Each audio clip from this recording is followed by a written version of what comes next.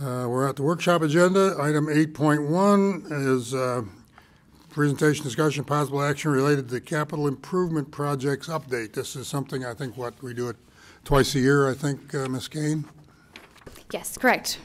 Two times a year. I think our last one was back in, I don't know, maybe late summer. So it's been a little bit, and it's with the other council. So several of you have not heard these updates before. Yes, and council can ask questions about other projects that you got on the list. That you're only highlighting a subset because you got 70, 80, 90 projects to oversee. Correct. Right. Yep. Thank you. Okay, so tonight, as you mentioned, I was just going to highlight the dashboard up here first. I know a lot of y'all have seen this before. We came out with it about a little over a year ago now. So it's at cstx.gov/CIP. It's got the majority of our projects on there. There's probably another 10 or 12 that aren't on here for various reasons based on scope, and some of them, like for the electric department, we don't have listed on here. But in general, they're all listed here. You can zoom in and out, click on them, and you can see the project manager's name, the budget information, timeline information. So it's been really helpful. We've had a lot of good feedback on it. In addition to adding this map, we've started doing all of our public meetings are also listed on our own Capitol page, as well as the city's calendar. And then we've been doing a lot more. PubCom's been really great in getting some more social media posts out. We've been really trying to make sure the public is really informed of what's going on. And the other thing that we've added this past year is we have standard signs that we put out on our projects. So if we're going to have, like for Lincoln Avenue, for example, we had a standard sign that went out there, said public meeting. On the bottom it said street project, and there was a QR code that directed people back to this map so they could see the project information, and then it also linked them to the meeting that was upcoming when there's a public meeting. So that's something new that's been happening. So the first project I'm going to focus on tonight, I've only got about 15 I'm going to go through, and so as the mayor mentioned, if you have questions about any of these, just stop me, and then at the end we can talk about any others that I don't cover tonight. This first one is Rock Prairie Road widening. It's the one that's currently under construction from Highway 6 to Town Lake. So it's the reconstruction of that roadway, so replacing the existing asphalt and going back to a concrete road with curb and gutter and underground storm sewer, bike paths, sidewalks. And so we've completed phases 1, 2, and 3, which started with the medical district intersection to Bird Pond intersection. That's been completed. Right now they're currently working on phase 4, which is from Highway 6 and Stonebrook. And so basically we're going to widen it to 4 lanes there for the 400-foot east of Highway 6, and then installing shared use paths on both sides. We expect this current phase to be completed at the end of February, and then the next phase will be the full demolition of Bird Pond to Town Lake with the full closure there. So we've had periodic full closures, and so that will be the next section. And the intersection of Bird Pond and Town Lake will be accessible during the full closure. And the next phase is expected to take about 8 weeks. And so we expect all of it to be done towards the end of this year. Next is the next section of Rock Prairie East. So this is one of the 2022 bond projects, and it's from Town Lake to William D. Fitch.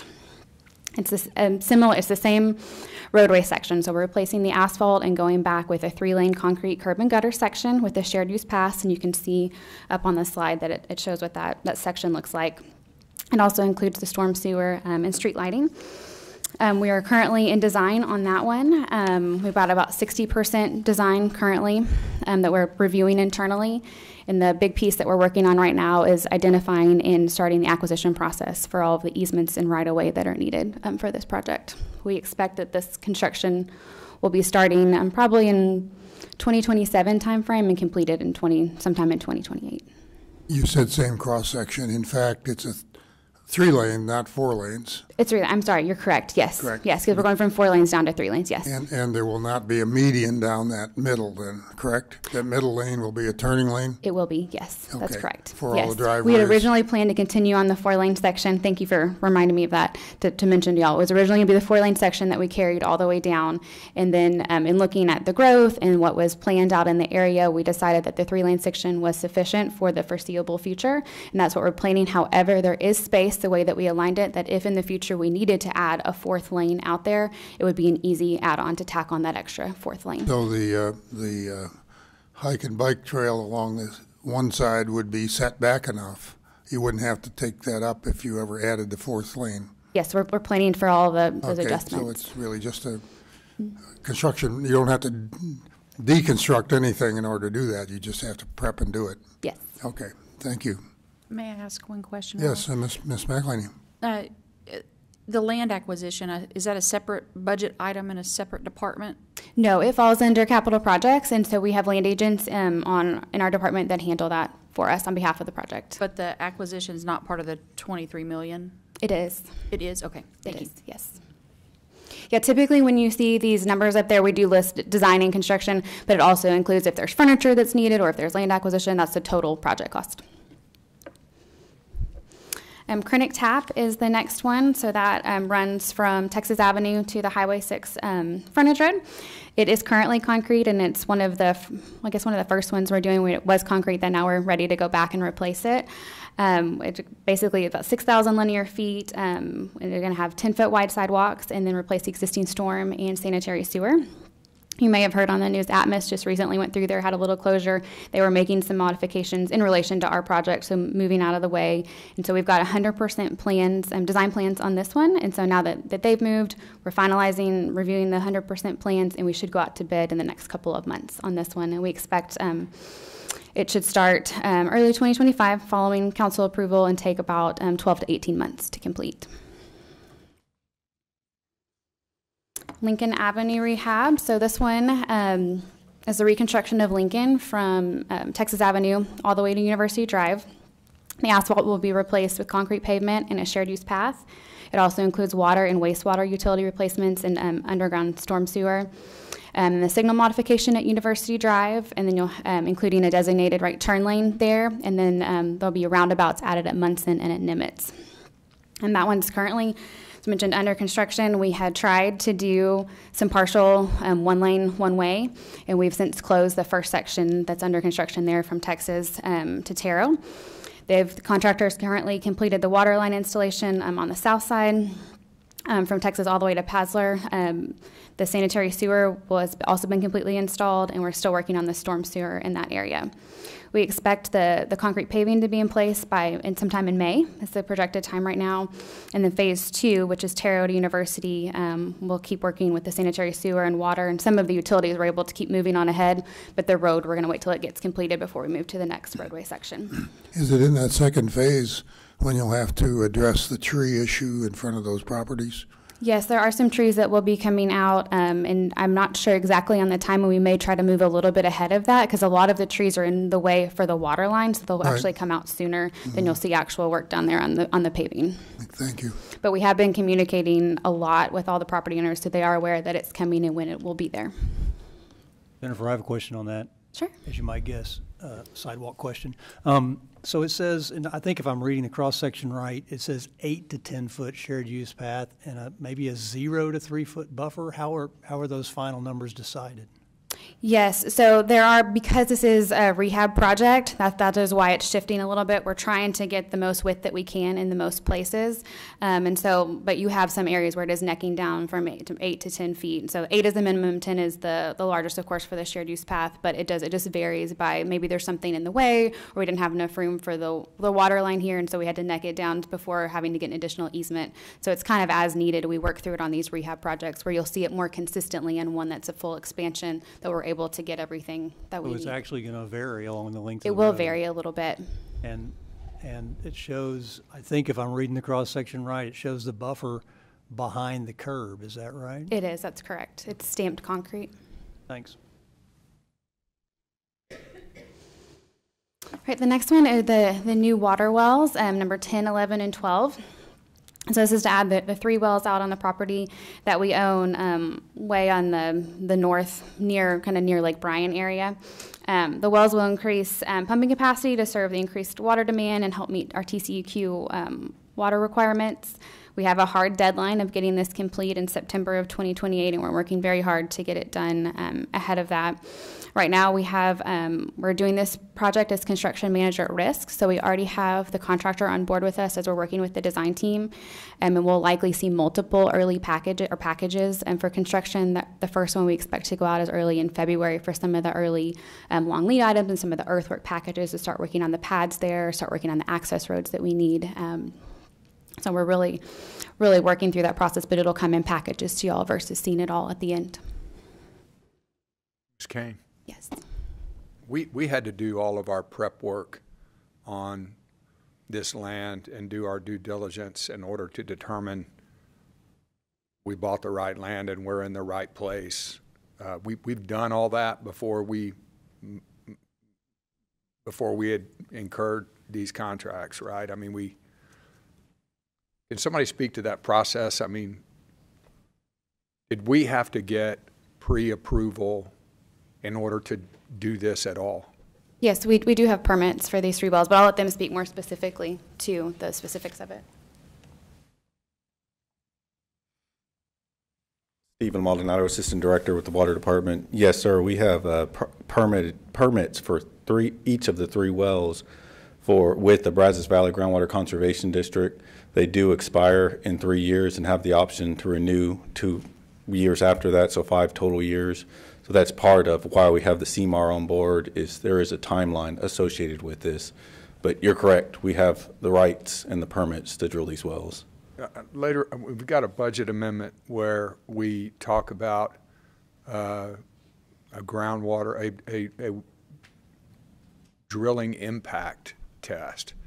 And I went and looked up a drilling impact test, and it looked like pretty basic stuff, how it will affect, if you drill here, the water table, whether or not the land will subside underneath, you know, we didn't do all of that before, or? So with this project, we'll be doing a couple of test wells. Really what that's going to help us determine is, once we get into final design of selecting a pump and selecting a motor, that we get it right. So it takes the guesswork out of it. And what we'll be able to use with those test wells is use it as a monitoring well to monitor the levels of the aquifer. Councilman. Yep.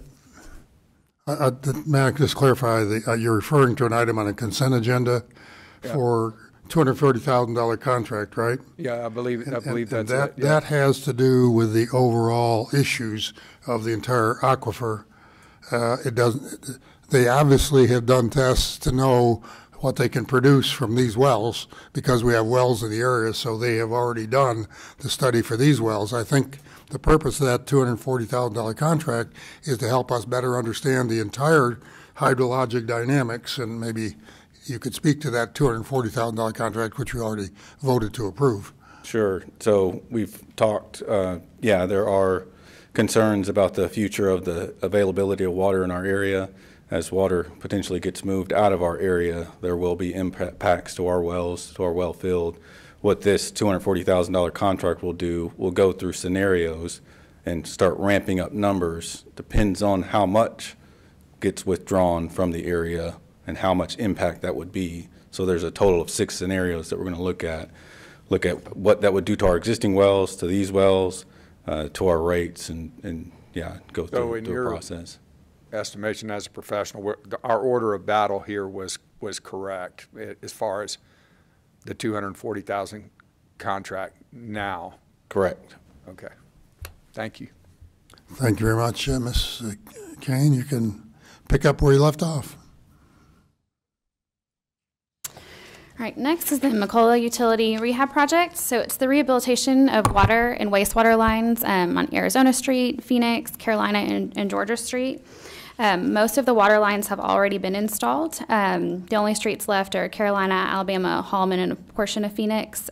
We have a small directional drill along Welburn as well. But the majority of the water has been installed. The contractor is going to start working on the wastewater lines here shortly. They're going to be doing pipe bursting, where you put in so basically, it's a less invasive process. So you put in the new pipe and you burst out the old pipe, and so but you can do it in place, and so it's less invasive, which is nice, trenchless. And this one should be complete in the fall of this year. So it's on schedule. It's been going on for quite a while now. So we don't have the problem of moving the wastewater lines from the backyard to the street like we did in some neighborhoods, where we didn't want to have them behind the houses. So what I hear you saying is we're not actually moving the location. In some places we are. The pipe bursting is what's coming up. In some places we are doing that. There are some other places that we are having to relocate front to back. And then we also have some situations that we just weren't aware of, where we thought we were going to pipe burst, and turns out the pipe that there is not conducive to doing that. So we are going to actually have to leave it in place and put a new pipe beside it, and then abandon the old line. So it's a mixture of that. Okay, thank you. No other questions, please proceed. Next up, we've got Bee Creek and Central Park tennis court improvements. So this is another 2022 bond project. So it's replacing the 2 tennis courts at Central Park and then the 4 at Bee Creek. It's under construction currently. It started in November of 2024, and we expect it to be complete this summer. So right now they've been doing earthwork and getting ready to pour on those. Next is Bachman Park, another bond project. So demolition of those 2 buildings out there. So the one in the middle of the Little League fields and the one in the middle of the Senior League fields, the 2 fields out there. That's been under construction since this early fall. And we're on schedule currently. You can see that they poured the slab for the Senior League building up in that picture, and shortly we'll hope to have them pour for the Little League. And we expect this to be complete in August of 2025, which is on schedule with what we had planned with with Little League and all of that, to have it back up and running for them in September.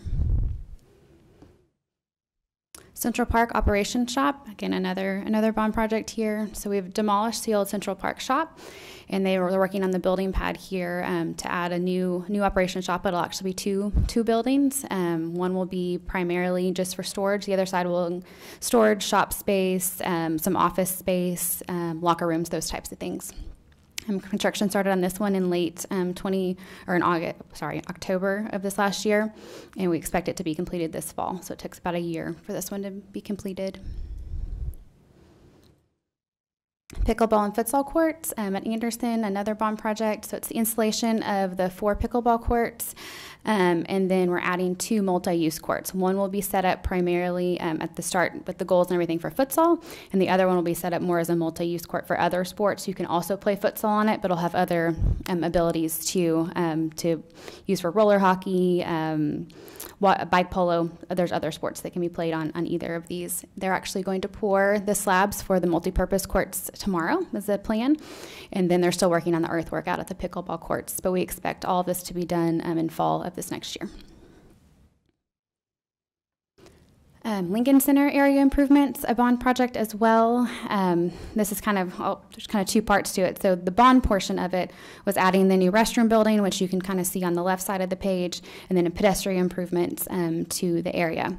We're also added to the design contract utilizing CDBG funds to look at the splash pad out there. So the design team that's working on the restroom is also looking at upgrading the splash pad as well. So doing those in conjunction makes a lot of sense because they're in the same area, so we're planning them together, but they're funded from different sources. So we're currently in design right now, and once we finalize the splash pad, then we can order, we're actually going to do a prefab restroom building, and so we'll be able to order that. Thomas Park improvements, we do have an item on this later tonight, so I'll talk a little bit more about it then as well. But the master plan came to y'all not too long ago. You can see it up here represented, and so where the design contract, like I said, is on the regular agenda tonight to go to full design. We expect, with approval tonight, we expect probably 8 to 10 months for design. 10 to 12 months for design. It could be a little bit faster depending on what all we decide to include with that and how we work through that with the design team. Another portion of it I want to mention is we have other funds available. So the bond project had $3 million. And there's an additional $1.9 million that was for as part of the Parks Capital Fund that was dedicated to Thomas Park improvements, which were some of the sidewalk improvements, some lighting improvements, and drainage improvements. And we actually are going to marry those together, which we'll see in that design contract to make sure that they all go together. There was that other project was originally identified before the bond project, and so combining them makes a lot of sense. They all work in unison together, and also with the streets that are around the park. But the street improvements are separate from the street improvements are separate, yeah. Yes. Is the $3 million budget, you say design and construction? Is Yes. that for all the construction for the upgrades? So that's how much was included in the bond, but as I was mentioning, we have an additional $1.9 million that can go to this because it was related to some improvements that it's an overlap between the two with drainage, sidewalks, lighting, those types of things. But Jennifer, to that point, I mean, you explained part of it, but I was going to ask about that too, because later it talks about a 5.9 landscape construction number, which is about twice 3. That's more than even what you're talking about. So there'll be money coming from someplace else, I presume, if that's the actual budget. So in this, so we'll have between the 3 and the 1.9, so we'll have 4.9 available for this project. You're right, the master plan did come up with, I think it was 5.9. Yes, and so that is something that we'll look at. Right now, our plan is to go ahead and design it all. We've done that with some other projects. Go ahead and design it all, and then bring it back to y'all with better cost information, and then we can decide if you'd like to phase it or if you'd like to assign additional funding to the project. Thanks. Next is Texas Independence Park. You've recently seen this master plan as well. So it's the development of the 68 plus acres of parkland located off Rock Prairie Road. And so we already have the new restroom that's out there. There'll be, as part of the master plan, there's trails, playgrounds, bike tracks, dog park, disc golf, fishing. And so y'all have approved the contract with the design team to go through full construction documents. And so we've recently gotten them kicked off on that. And so they're working towards that. We expect design to be complete sometime probably this summer or this fall, and with construction to start shortly after. This is another one that we are designing the whole park as the master plan indicates, and then we'll bring it back to council for the determination to be made, or if it's through the budgeting process, if we do the full build out or we phase it. I have a question on that one, and I don't know if please. this is the appropriate time, but we own the land between Independence Park and Highway 6, correct? There is a section we own back all the way to the Midtown Drive, and there is a section Not necessarily, not the Highway just to 6. Midtown. I think you're talking about the old landfill. Yep. Yeah. Oh, on the other side. For the other side. Would it be possible to put an entrance to that park off Highway 6? That would make it, She's talking about Highway 6, no, we don't own, across Midtown Drive, that's private property, correct? We do own a piece that we call the old landfill. It is where Barron dead ends into Highway 6, the underpass there. That property is owned by the city of College Station. It was a former landfill. We have talked about potential possibilities of incorporating that with signage and those types of things into this area. We do not anticipate disturbing any of the property there, but there may be other ways to connect it by signage and those types of things to Highway 6. but there's not a good way to connect it, an entrance there? Is it because of the landfill property? Is that Not a roadway. Correct. We would not want to construct and disturb in that area. The hike and bike trail already goes Yeah, Right. right around. It goes that just spot. adjacent, Right. yes. And there's a grade separation, which makes that a very nice use of that particular trail. It seems to me there might be a possibility in the future to look at least the surrounding area, as was done with the hike and bike trail, to create something on the other side. I Right. don't know, but I think this is something we ought to consider in the future because it does offer an opportunity, without getting into a bunch of stuff with the landfill, to do something more in terms of trail distance and that opportunity. Yeah, and we have talked about that, doing some signage so that connection where the trailhead is for the Lick Creek Trail, because that will also tie into Independence Park. And then we've also talked about and are planning to do some connections right off Midtown Drive as well, so you could enter it from there, from Rock Prairie, or to have that connection from the trail off of Highway 6. And I will just, I think this point is made, or it was the direction, so I'll just say it, make sure that we're still in here. I think the last time we talked about this when we bought the master plan, talking about that connection, the park, when it was a ballpark, was Texas Independence Ballpark at Midtown. Our assumption, and I believe the direction we got, was this is Texas Independence Park at Midtown. So there's that part of it. And then just two other quick things. We put in tonight to apply for a $300,000 grant for this. We did find out today, and I'm going to make sure I read this so that I don't mess it up, that the Texas Parks and Wildlife Commission approved our recommendations for the local parks grant for this project. Another one that we put in the amount of $750,000. So there's a $1.5 million match on our part, but I'm pretty sure we're going to spend that out here. So just a note there that's another $750,000 we're getting from the state to go to this effort. great. And I would just love to see as much connectivity as we can and as much emphasis on this as possible. It's probably our very last big park. I agree too, City Manager. Was that a formal licensed landfill, or was it just a place where people dump stuff out of their car?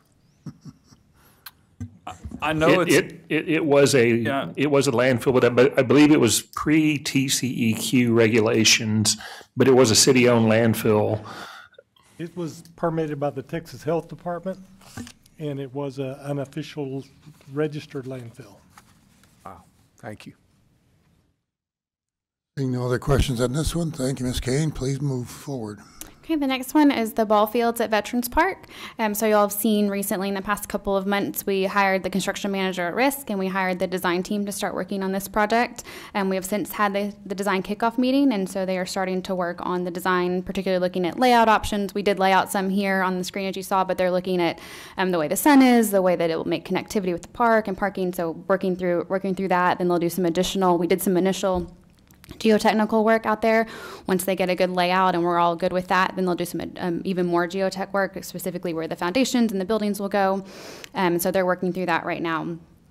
And again, as we just kicked it off, they're working through the design schedule as well, but we've indicated we want to move as quickly as possible, which is why we did construction manager at risk, and they can work with us through budget estimates and getting a good final budget number for us, as well as just doing early release packages to get it moving quicker as well into construction.